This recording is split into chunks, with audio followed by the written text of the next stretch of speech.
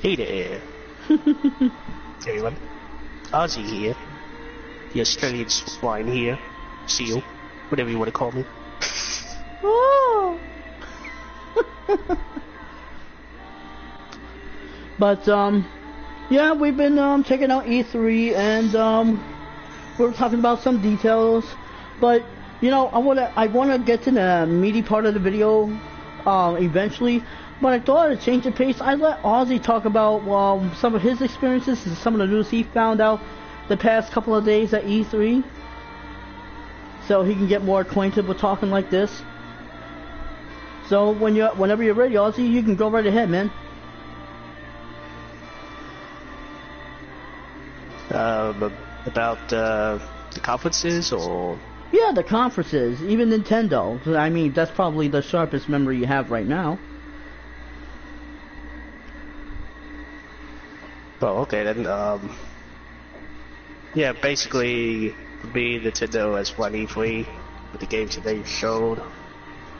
At first, you know, it showed they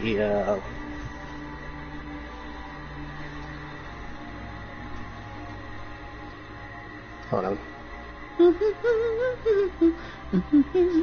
They showed out Dungeon Quest characters that they did for Smash Brothers. They did a joke about, you know, Doug Bowser, Miss Bowser, which was funny. Yeah. And they showed the Luigi's Mansion gameplay, which looks pretty good. You know, I played the Luigi's Mansion on the GameCube, and it was fun. I'm looking forward to that when I get a Switch. Link's Awakening looks pretty damn good. You create your own dungeons in that game now, so that's pretty awesome. And what else?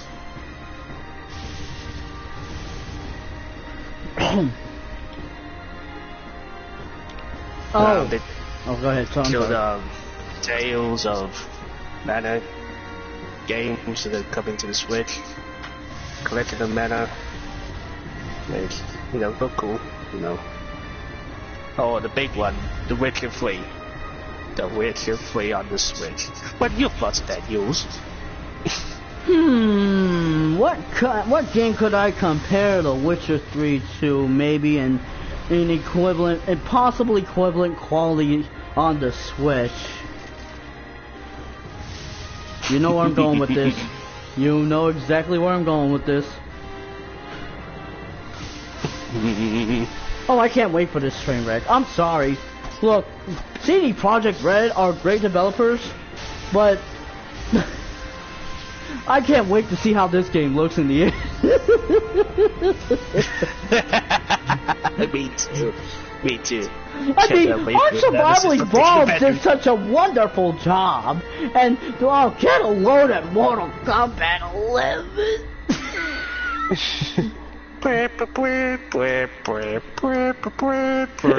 Yes.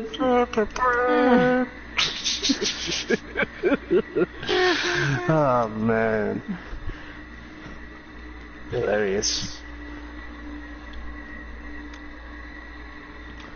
So, my biggest surprise that I saw, I didn't even get to see the trailer yet. I just saw the announcement, Panzer Dragoon. It kind of bugs me that these Sega ages are Switch exclusive. I know, right? I mean, M2 is making all the Sega classic goodness on Nintendo system. Xbox, PlayStation, and even PC are getting squat. Yeah, which it was on the PS4. Oh, here come the comments now. Port bagging! Port bagging! He's port bagging! Meh! I just want a decent version of the game. That's all. Don't want a low favorite one. Now do me. Get the PS2 version one. That's the best one.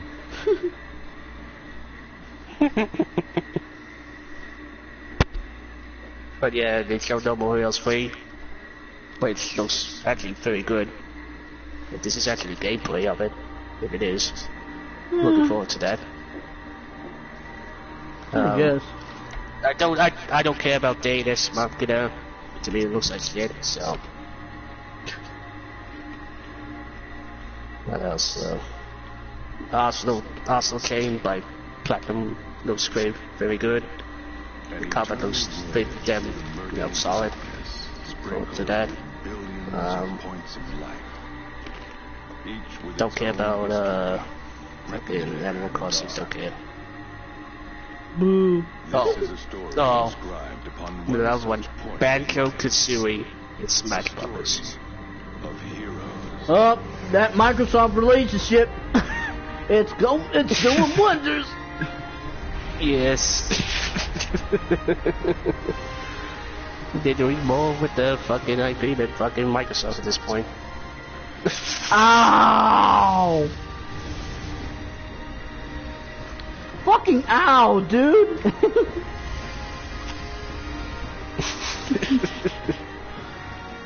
Oh man. I mean, as far as the other conferences go, Square Enix was like the second best, at least to me, in my opinion. Final Fantasy Remake was pretty damn awesome. Final Fantasy 7 Remake, I meant to say. Looked pretty damn cool with the gameplay.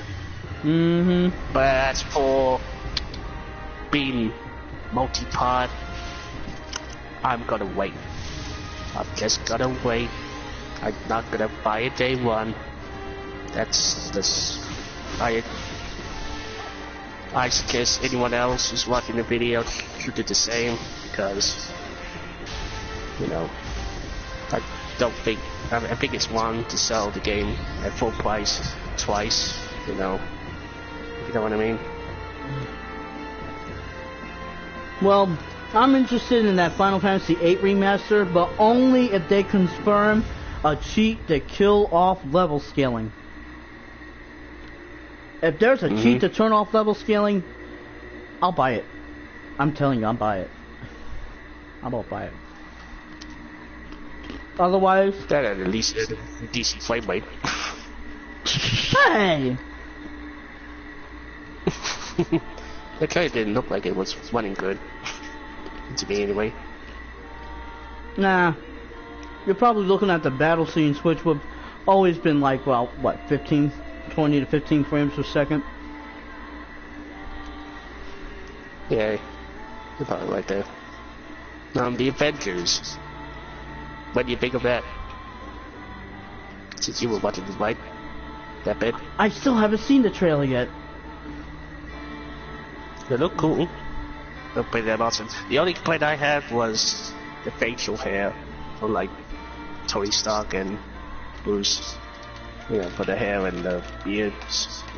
What, did it look plasticky? It looked weird to me. Very weird. Just don't like, but hopefully they can fix that. Even in the year. It's coming out in May. I think that's here.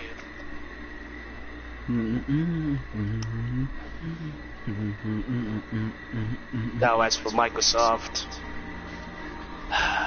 they had a good start with Keanu Reeves, Cyberpunk, which I am gonna get day one, And WWE wrestlers, the fuck? Oh, did you know that Angry Joe had an argument with fucking Xavier Woods on Twitter? What? About what? Well, for the 15 seconds that they were on the show. I mean, Angry Joe pointed that out, and then Xavier Woods says, "I don't know who you are, buddy, but we are real gamers." And then went into the argument. No. And then Craig Madrick joined in and said, "I watch Angry Joe's movie reviews." And I'm disappointed in Angry Joe. Oh dear God, Drake Maverick? Yes. Yes. So hilarious, man. Drake Maverick? Yeah. The piss boy? Yes. Yes. The managers of AOPP? Yeah. I was laughing my ass off, dude.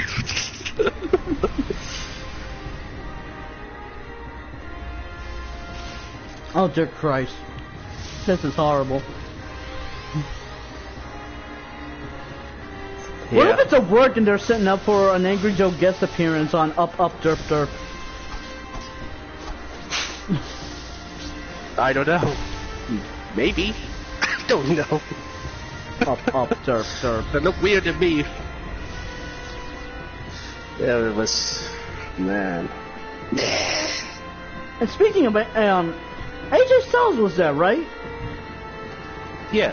When are we gonna have another episode of Retro Styles? That's the best part of Up Up Down Down. Oh, for sure. Yeah.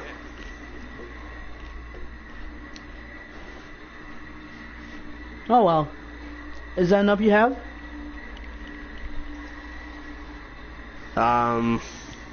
What else? Oh, Ubisoft and fucking Professor were the worst ones. Worst of the shows, at least to me. Oh dear Yeah, they God. didn't really show anything that was worth a damn except for that, you know, Watch Dogs Legion. It looked pretty good. And everything else was multiplayer shit and mobile games.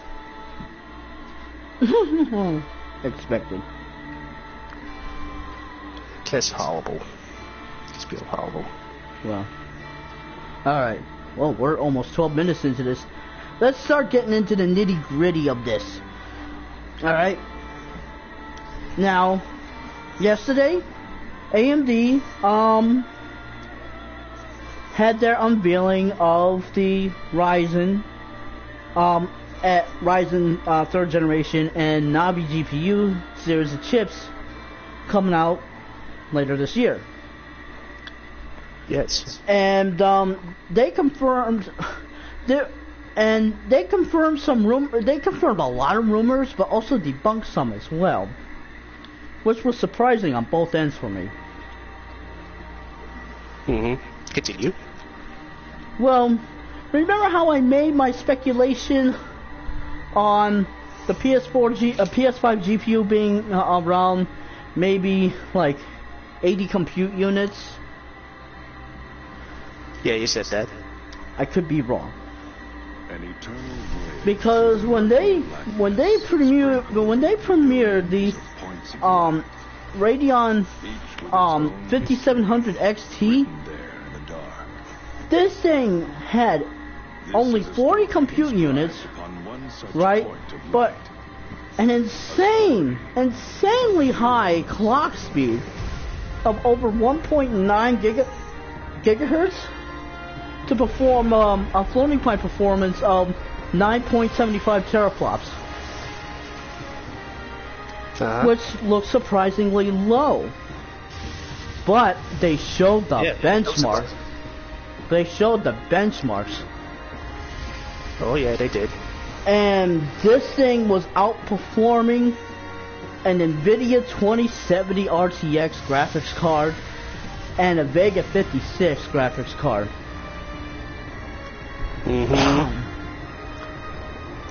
And this is all thanks to the RDNA tech architecture.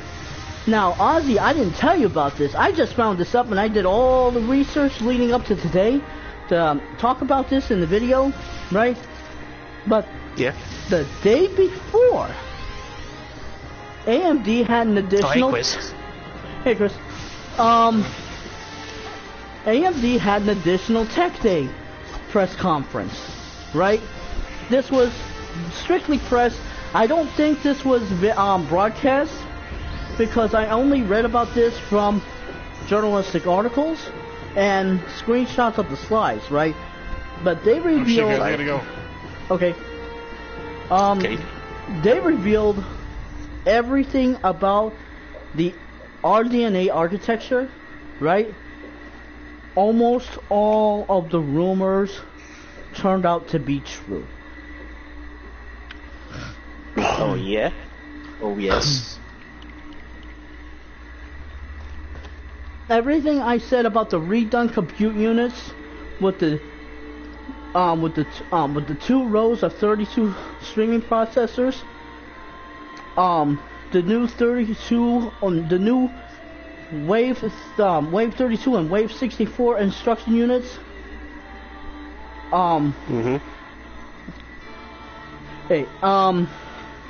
Doing all instructions at once, that turned out to be completely true. That's a big deal. I need to explain why that's a big deal. Alright? Go ahead. On the original GCN architecture, right, you only had 4 rows of 16 streaming processors, right? But right. You could only do 1 row of instructions once every 4 clock cycles, right? To get all 4 rows of 64 instruction sets done, so you can complete your task and move on to the next thing, right?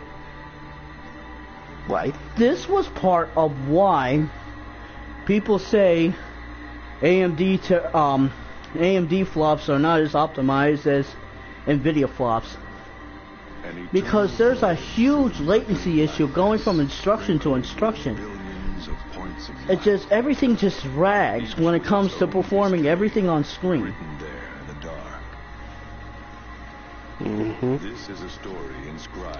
This new compute unit structure is a game changer, because there are now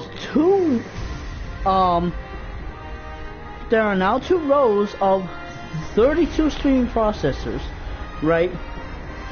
And now they actually have it set up where you can actually do all 64 instructions per computer unit every single clock cycle without waiting. Without waiting? Without waiting. No more latency issues. This is a huge deal. Yes, it is. Because the efficiency jump is going to be an order of magnitude.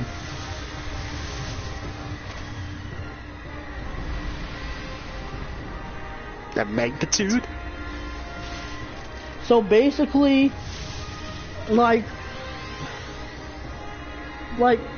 that RX, that 5700 XT, right? Even though it seems like a small number, 9.75 teraflops, that bitch could run rings. That's like an almost 5 times leap from the Xbox One X's Polaris GPU, which is 6 teraflops. Well, 360 frames per second, right?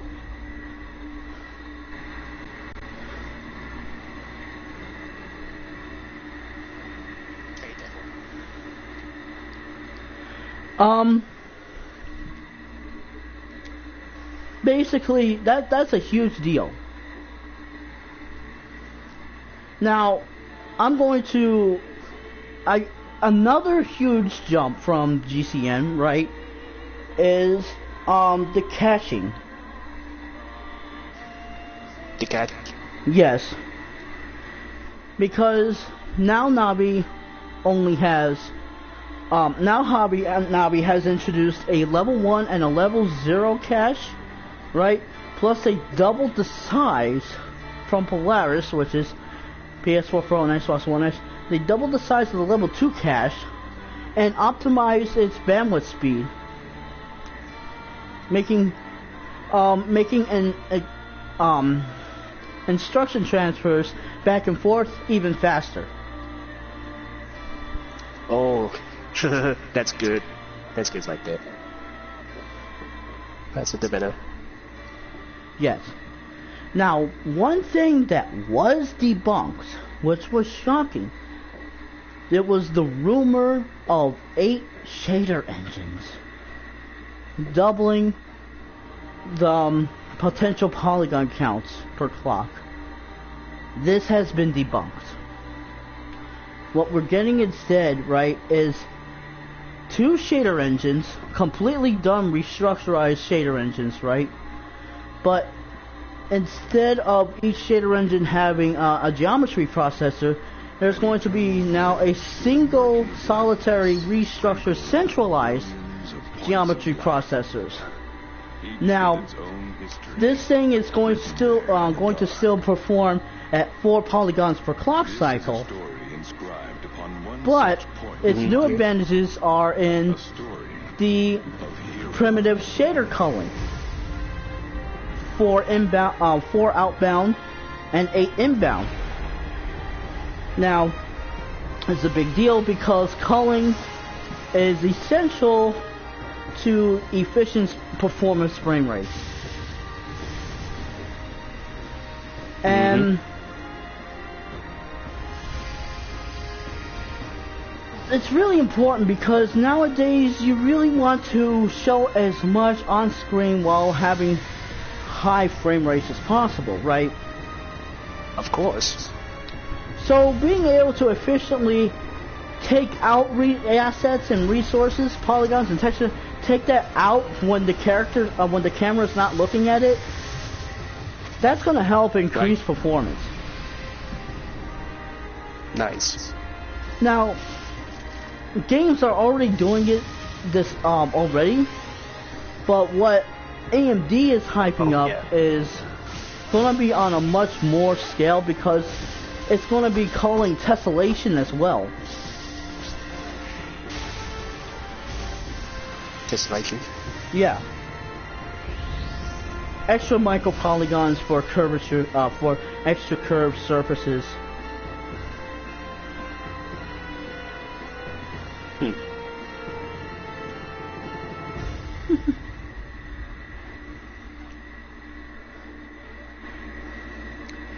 Yeah, now, with all this could prove me very, very wrong on my earlier speculations on what I said before, on the PS5 specs. And indeed, the earlier supposed leaks of the PS5 Dev Kit being only 56 compute units at a whopping 1.8 gigahertz in order to achieve 12.9 teraflops, that may be true after all. Oh.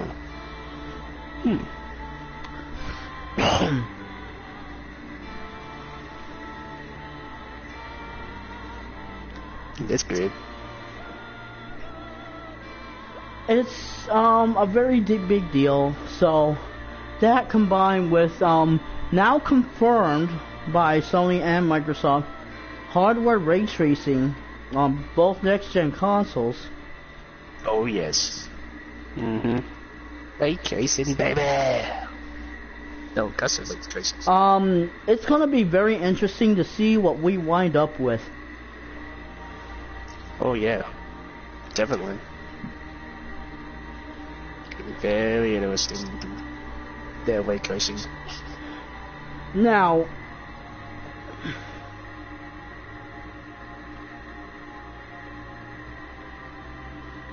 oh yeah, thanks Peter Connell. An eternal voyage through the murky blackness, sprinkled. Yeah, basically, in the end, even though, so if true, we'll still be getting a lot of geometry performance. If that supposed dev kit leak is true, because a maximum of 7.2 billion polygons per second on PS5 would still be a big deal.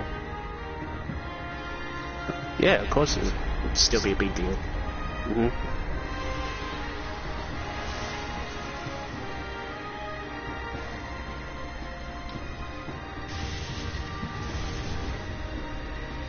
I mean, we're now reaching a point where we're having the kind of efficiency where it seems to be simulating render farms of the late 90s and early 2000s, all in a single chip. Yes.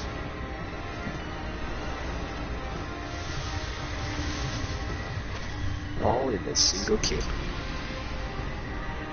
The wonders of technology.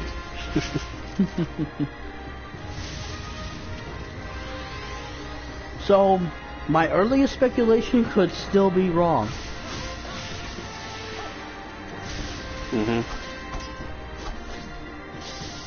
So, if so, then I admit, but I'm still just speculating. But it makes me more excited to see what both companies are going to pump out next year. Yeah, when they sure. when Project Scarlet and PS5 finally make their unveilings and the kind of games they show.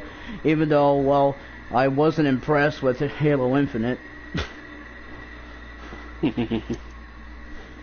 much to the dismay of anybody else that might disagree.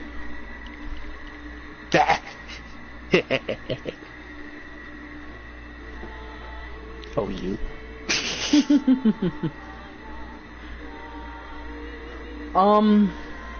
Another surprising confirmation. It looks like that high bandwidth memory that was really being pushed to hell and back by AMD may be dead and buried now. Unless they're gonna keep that for high performance server purposes. Yeah, maybe. Because Navi seems to be perfectly sticking with GDDR6. As unveiled here. But more on this supposed early dev kit leak. It talked about on the PS5 supposed early dev kit a 24 gigabytes of GDDR6 RAM at around 880 gigabytes per second, and an additional 4 gigabytes of regular DDR4 RAM that's solely dedicated to the OS. If that's true, that would be a tremendous deal, because all 24 gigs of gaming RAM could finally be dedicated just to gaming. To gaming. Yes. That's... Oh man. It's gonna be good. So good. Each with its own history, written there in the dark. Now, This is a on the story subject of inscribed upon 60 one frames such per life. second, A story of heroes. like Peter Connell obviously says here in the corner, that's a design choice based on the limitation of fixed hardware. But it's surprising that both Sony and Microsoft are talking about support for 8K and refresh rates as high as 120 hertz. 120 hertz. And no, they didn't say both at the same time. That's gonna be up to some indie dev that wants to make a teeny tiny itty bitty resource game.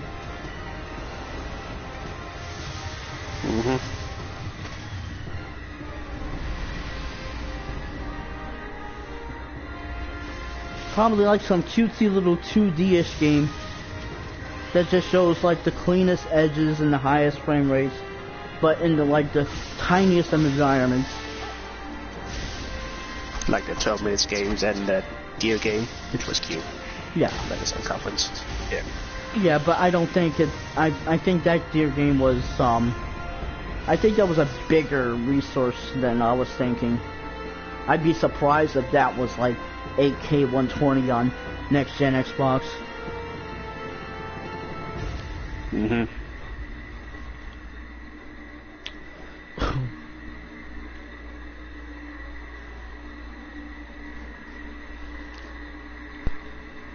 Now, people are gonna constantly debate about which console is gonna be more powerful. Me, Oh yeah. Xbox could be more powerful for all I care. I'm just gonna be happy that this next generation PlayStation is gonna be the kind of leap I really, really wanted. the leap Yes. in CPU that I wanted. Especially the CPU. Oh dear God. Yeah. We're finally going to be seeing ray tracing, proper ray tracing on consoles. Well, depending on the game, that is. Let's be real. Yeah. Yeah. Of course.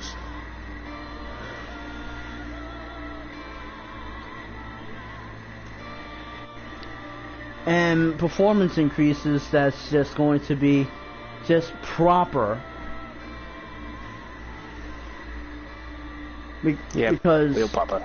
I mean, you had games like God of War and Spider-Man coming out on the PS4 with the kind of graphics that, well, I actually expected at launch. Yeah. Yeah. You're right about that.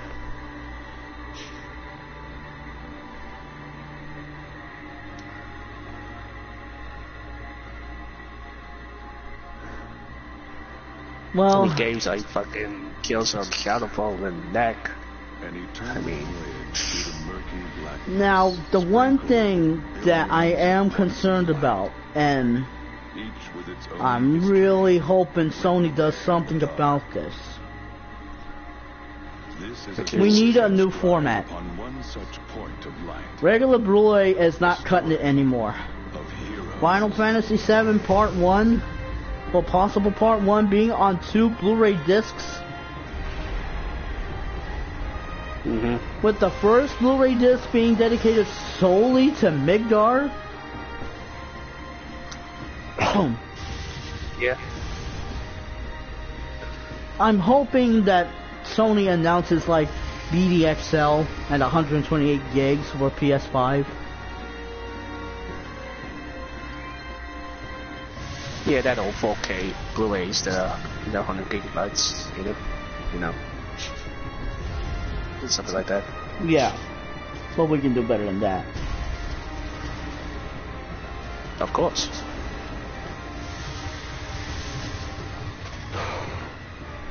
It is even better.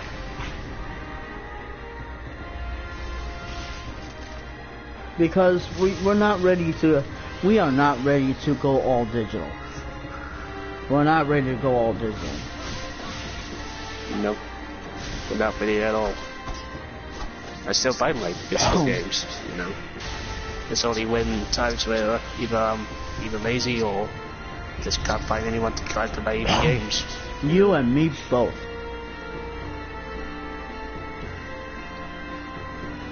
You and me both, I'm telling you right now. I just hope that we get a new format, and that would make the transition to next gen perfect for someone like me. Mm-hmm. Because my lousy 10 to 20 megabit per second speed isn't cutting it. Yeah, understandable. Mm-hmm. Alright. Well, I hope you enjoyed this extremely boring video chat. I'm sorry for putting everybody to sleep. You didn't put me asleep. No, but I bet I put at least 3 people to sleep. Chris, Devil, and Devin. I mean, Christmas. No. Devil just kept humming to himself. 60 frames per second. 60 frames per second. 60 frames. Just to keep himself awake. Yeah. Man, I hope, man, I can't wait for him to see the next gen console. That first 30 frames per second game is gonna send him off the deep end. This is his last console. I'm telling you right now, this is his last console. Bye bye. Yeah. Bye bye, Devil. We'll miss you. You'll miss him. Yeah, he can be funny sometimes. But not all the time. Yeah, but that you can say that about me too. Well, you're funny all the time. Through the That information. Oh well. But this new info from AMD, I'm really surprised that I didn't see any video broadcast of the Tech Talk. It was completely different from the E3 conference. A story of heroes. What did you chuckle at now? To nobody else in this podcast. Ah.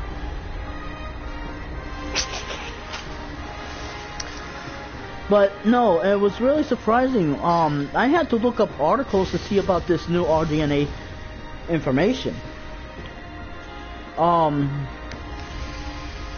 It was completely different from the E3 talk that they had with Lisa Su attending.